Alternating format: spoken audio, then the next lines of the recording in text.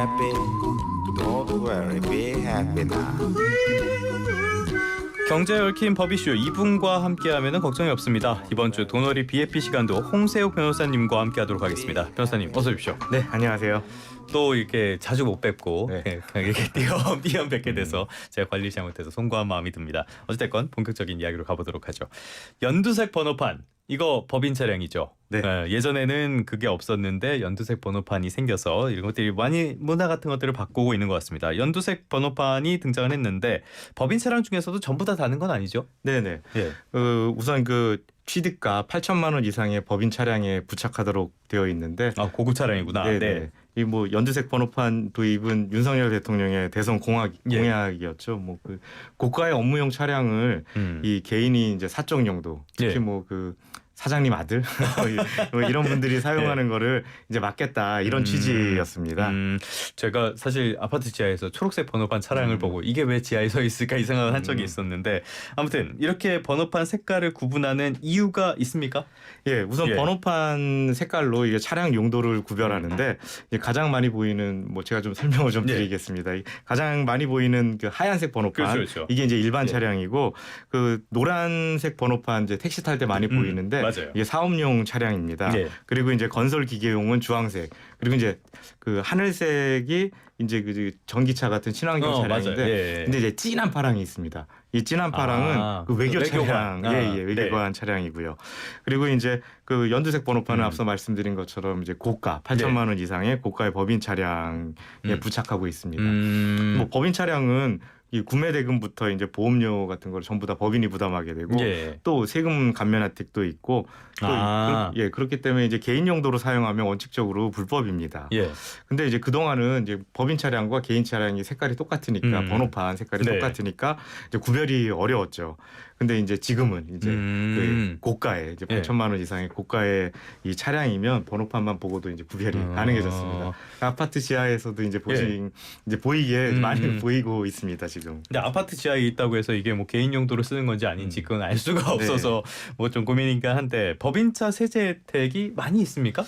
예, 많이 있습니다. 우선 그 세제 혜택을 보면 이제 그 부가가치세도 이제 감면이 되고 그 다음에 이제 그 우선 비용으로 이제 그 사용하게 되기 때문에 그 구매 그 구입 그 가격이라든가 그런 보험료라든가 이런 걸 납입을 했을 때 그거에 대해서 이제 비용 처리를 해주게 되기 때문에 또 세금 혜택이 당연히 이제 있게 됩니다. 그러면은 이 연두색 번호판 이 제도를 도입을 하고 뭐 달라진 게 있나요? 효과가 있었습니까?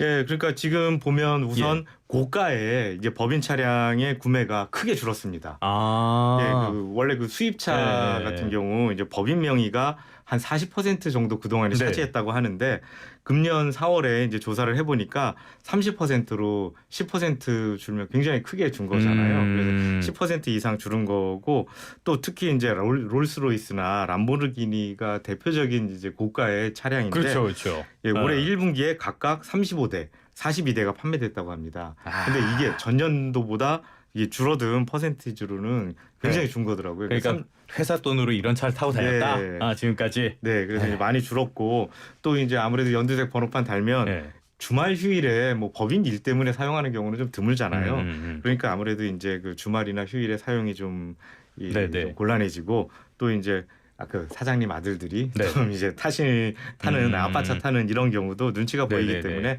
많이 줄어든 것 같습니다. 이게요, 기업을 개인 거라고 생각하니까 자꾸 이런 짓을 하는 거예요. 혼나야 돼요. 아무튼 그런데 그럼에도 불구하고 연두색 번호판 피하는 여러 꼼수들도 있다고 하잖아요. 뭐 어떤 게 있습니까? 우선 이 8천만 원으로 이 설정을 하다 보니까 8천만 원보다 싸게 사면 7,999만 원 이렇게 사면 그렇죠. 그렇게 되면 연두색 번호판 안 해도 되기 때문에 이 고가 법인 차량의 3분의 1 수준인 그 6,290대라고 그러는데 이게 조사를 또 해봤다고 합니다. 그러니까 이 6,290대가 8천만 원보다 저렴하게 샀다라고 신고해서 그 연두색 번호판을 안 받았다라고 안 붙였는데 야 이게 그 아무리 할인을 하더라도 이 8천 아래로 떨어지면 그 연두색 번호판 안 붙여도 되니까 뭐 좀 이거는 좀 그래도 8천만 원 기준이라는 게 좀 기준 설정이 좀 애매하지 않나 이런 생각이 좀 들고 있습니다. 하여간 잔머리들 근데 이렇게 하면은 막 고급차를 사고 나서 다운 계약서를 쓰는 그런 경우도 있지 않을까요? 예, 그 실제로 예. 지금 이제 언론에 보도돼서 지금 많이 이슈가 됐는데 그 BMW M8 쿠퍼 컴페티션 네.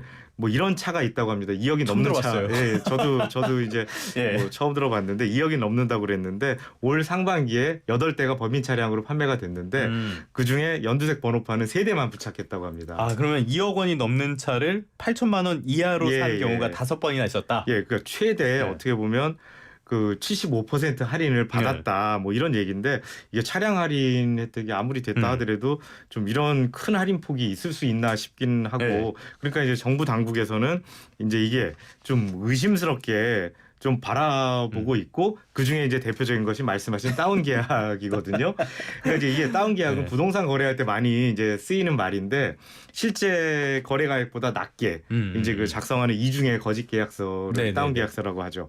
근데 이 경우에 그렇게 되면 매도인은 양도소득세를 안 내게 되고 네. 또 매수인은 취득세를 덜 내게 되잖아요. 불법이네요. 이게 탈세고 아 불법이죠. 탈세. 예, 예. 예. 어떻게 처벌됩니까? 그렇기 네. 때문에 이게 적발되면 취득가액의 5% 이하의 과태료 그리고 탈세에 대한 가산세가 부과되고 네네네. 또 조세범 처벌법 제3조 1항에 따라 최대 3년 이하의 징역 그리고 이제 포탈세액의 그 3배 이하의 벌금에 처하게 됩니다. 좀 좋은 머리는 좋은 데 네. 씁시다. 근데 일반적인 분들은 이런 거에 대해서는 대체적으로 좀 긍정적으로 보고 있는 것 같아요. 네, 확대 네. 적용을 하자는 목소리 있는 것 같은데 네, 어떻습니까? 그렇죠. 네. 이 긍정적인 그 반응을 좀 몇 가지 보면 연두색 번호판의 찬성률이 89%에 달한다고 그럽니다.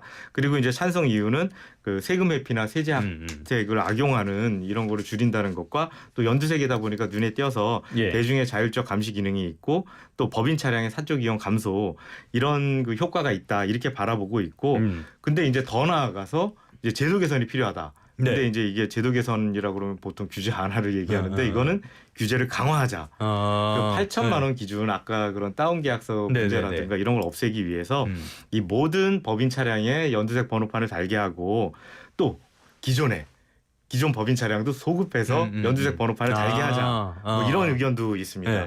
그리고 지금은 이제 법인 차량에 한해서 연두색 번호판을 달게 하고 있는데 이게 법인 차량뿐만 아니라 개인 사업자도 이 법인 차량처럼 이게 그 회사 돈으로 어떻게 보면은 이 법인 차량을 구입할 수 있거든요. 네네. 개인 사업자의 차량에도 연두색 번호판을 달게 하자 이런 의견도 있습니다.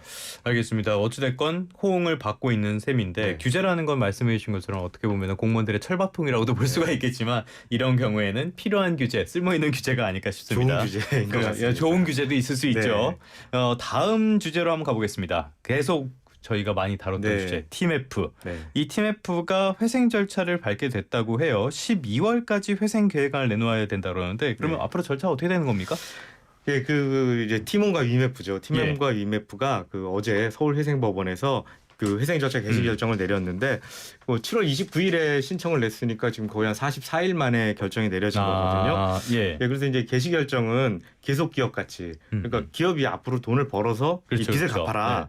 이런 그 계속 기업 가치와 청산 가치 지금 있는 것들 다 팔아서 정리해서 채무를 변제해라. 이거 두 개 비교해서 계속 기업 가치가 높으면 이 내리는 결정인데 법원은 아무래도 계속 기업 가치가 높은 것이라고 이제 판단한 것으로 보여지고 청산해서 없애버리는 것보다는 그래도 그렇죠. 냅두는 게 낫다. 그러니까 이제 앞으로 회사는 이제 회사의 경영은 이제 법원이 선정한 관리인이 이제 하게 되고 또 이제 그 회사의 그 채권 채무 내역을 이제 파악하고 또 조사위원들이 이 청산 가치 그리고 계속 기업 가치 제가 말씀드린 이거를 앞으로도 계속 평가를 합니다. 그렇게 평가를 하게 되고 그럼 이제 이후 회사는 회생 계획안이라는 거를 이제 내놓아야 하는데 이 계획안에 이 대안에서 이제 채권자들이 동의하게 되면 이제 그 인가를 받아서 회생 절차가 이제 본격적으로 진행되게 됩니다. 알겠습니다. 그런데 이 채권 같은 거 신고하지 않으면은 나중에 불이익을 볼 수도 있다고 하는데 문제는 팀F에 정상금이 물려 있는 채권자가 10만 명이 넘다고 해요. 그러면 이 사람들이 다 개인적으로 신고를 해야 되는 겁니까? 네네. 그 원칙적으로는 회생 절차에 들어가면 이제 채무자인 팀원과 위메프, 이 팀F가 직접 채권 채무 내역을 정리해야 되는데 이 팀F가 직접 파악하지 못하는 경우도 있거든요. 그렇게 되면 이 채권자들은 그냥 가만히 앉아 있다가 이 채권이 실권될 수가 있어요. 그냥 그러니까 없어버리는. 예. 그렇기 때문에 채권자들은 나 돈 받을 게 있다. 이런 채권 신고를 법원에 신고해야 되고 이 신고하지 않았을 때는 좀 이 채권자라 하더라도 이제 관계인 집회에서 이제 동의를 한다거나 이런 절차가 많은데 그 관계인 집회에도 의결권을 행사할 수 없게 됩니다. 예, 그리고 아까 말씀드린 대로 이 회생계획안이 인가됐을 때 채권이 실권되기 때문에 이 돌려받지 못하게 되고 그러니까 이제 다음 달 24일까지가 24일. 채권 신고 기간이니까 뭐 놓치지 말고 이 법원에 꼭 신고를 해야 합니다. 돈 빌려주신 분들은 잊지 마시고 꼭 하시기 바라겠습니다.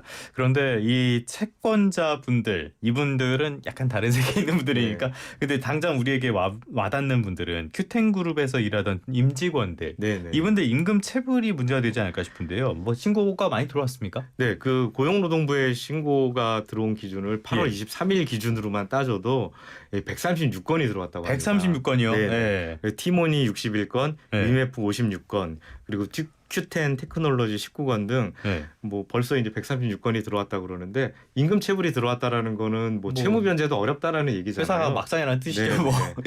근데 이제 큐텐 그룹의 물류 자회사인 큐익스프레스가 공식적으로 임금 급여 지연을 공식적으로 또 이제 밝혔기 때문에 좀 더 문제가 좀 심각해질 것 같습니다. 근데 그나마 그래도 다행인 게 이 TMF에 대한 앞서 그 회생 절차가 진행 중이라고 말씀드렸잖아요. 근데 이제 회생 절차가 이제 진행이 되면 이 임금 채권 같은 경우는 회생 절차에서 공익권이라고 해서 이 우선적으로 변제되는 그런 채권으로 이제 분류가 됩니다. 그래서 다른 채권과 달리 최대한 임금 채권을 우선 변제하는 이제 그 회생 계획안을 마련해야 되기 때문에 임금을 못 받은 그 근로자들은 그 우선 변제받을 가능성은 좀 상당히 높습니다. 그러니까 임금을 제대로 주지 않은 이 부분에 있어서는 이게 최우선으로 처리가 되기 때문에 이 부분은 변제가 될 가능성이 크다. 일단은 알겠습니다. 그나마 다행인 것 같습니다. 그런데 추석 연휴를 앞두고 있어서 언젠가는 받을 수 있다 그래도 당장 돈이 급한 분들도 많을 것 같은데 정부에서는 어떻게 대책이 있습니까?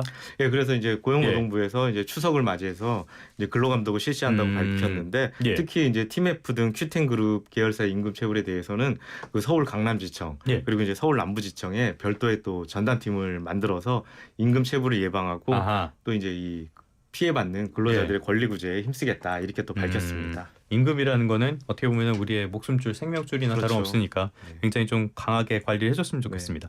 그래서 TMF 사태뿐만이 아니라 다른 사업장에서 일어나는 임금 체불에 대해서도 강력하게 단속하고 처벌하겠다라는 게 정부의 입장인데 이렇게 임금 체불 잊을만 하면 또 터져 나오는 이 문제 막으려면은 법적인 조치 어떤 게 좀 필요할까요? 이게 문제가 그 고의나 이 상습적으로 고의를 갖고 상습적으로 임금 체불하는 사업주가 분명히 있거든요. 있죠. 아직 악질이죠, 악질.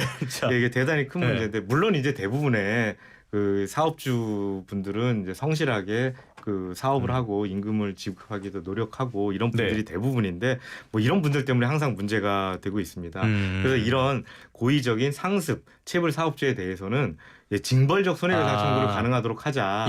뭐 이런 의견도 있고 또 임금 채권 소멸시효가 지금은 3년이거든요. 이거를 5년으로 늘리자. 이런 의견도 대두되고 있습니다. 그러니까 3년이 지나면 못 받게 된다는 거예요? 그렇죠. 그렇기 때문에 이제 5년으로 그것도 연장하고 그래서 이제 이런 관련 법률안도 이제 이제 법률 개정안도 이제 발의됐다고 하는데 뭐 경제 상황이 어렵기 때문에 지금 뭐 많은 사람들이 지금 힘들고 모두가 힘들죠. 어떻게 보면.